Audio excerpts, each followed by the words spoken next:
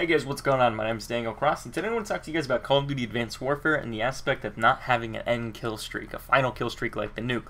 We actually saw at some gameplay where they had a medal. Basically, you could get the nuclear medal in a sense at 30 kills. Now, this is kind of a history here because we go back to COD 4. You know, there was a nuke in the game, but it was only in like campaign and story mode. And then eventually we got to Modern Warfare 2, where they kind of incorporated the nuke.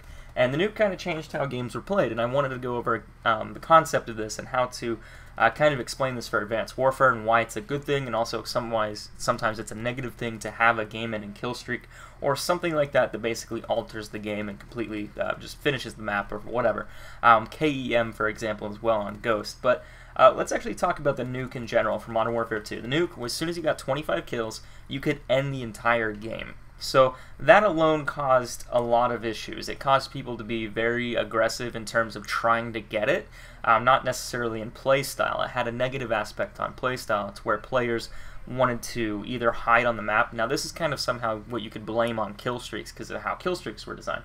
Kill streaks were designed to where they stacked. If I got a Predator missile, I could call that in, and then if I got 2 kills with that and I got my 7th kill streak, I could go ahead and call my Harrier in, and then my Harrier builds to a chopper gunner or something like that, and then it goes into an AC-130, just depending on how you had your kill streak set up. And then eventually, if you got one of those 2, you could honestly just go through your entire list of kill streaks, get your AC-130, get your chopper gunner, and then you have a nuke for only technically getting 5 kills and being rewarded.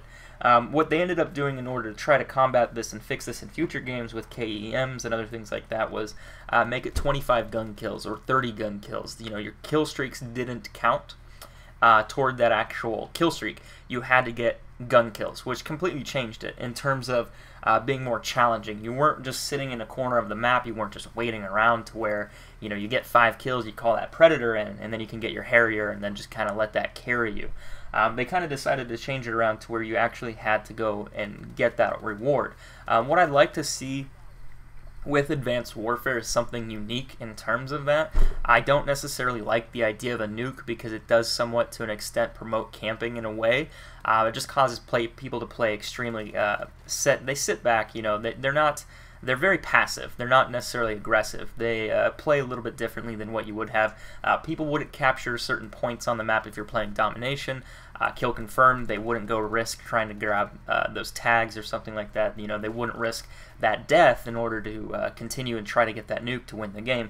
A lot of people want to argue that, you know, if you get a nuke, you can win the game, though. Well, at the same time, if it's a KEM or something like that, I felt the reward was a little low, too, because, you know, you work really hard to get 25 gun kills, and then you only get 6 kills or 9 kills depending on how many people are on the other team, and I thought that was kind of lame. So there's a lot of things that you guys could do with this in terms of punishing the other team, you know, calling in an EMP if you get it or something like that.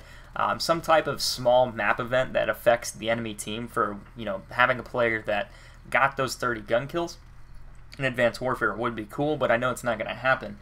There are other ways to go about it, you know, reducing certain things, limiting perks to other players on the team, making their exosuit shut off for the entire end of the game. You know, that'd be hilarious, but I don't think they'll ever go for that because a lot of people at that point in time, when you punish people like that, when you do negative things, people just back out, and you saw this with the nuclear weapon itself.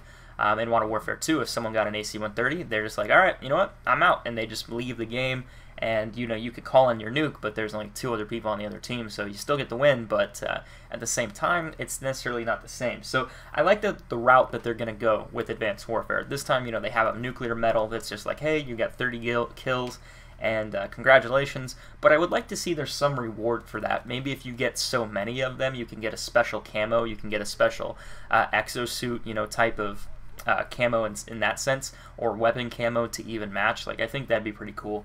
But, you know, you never know. The game's not out yet, so there could be something up their sleeve. I know that they're doing some stuff with the camos. You know, you saw, like, all of the customization that they have, so I wouldn't be surprised to actually see something like that in the future. But let me know what you guys think in the comments down below on what your opinions are on the nuclear kill streaks. If you'd like to see them come back in Call of Duty, or if you want it to be the way that it is now, to where you just get a medal and you get a small reward in that sense, kind of a pride and an accomplishment. Anyway, guys, leave your comments down below, and I will see you soon in another video. As always, take care.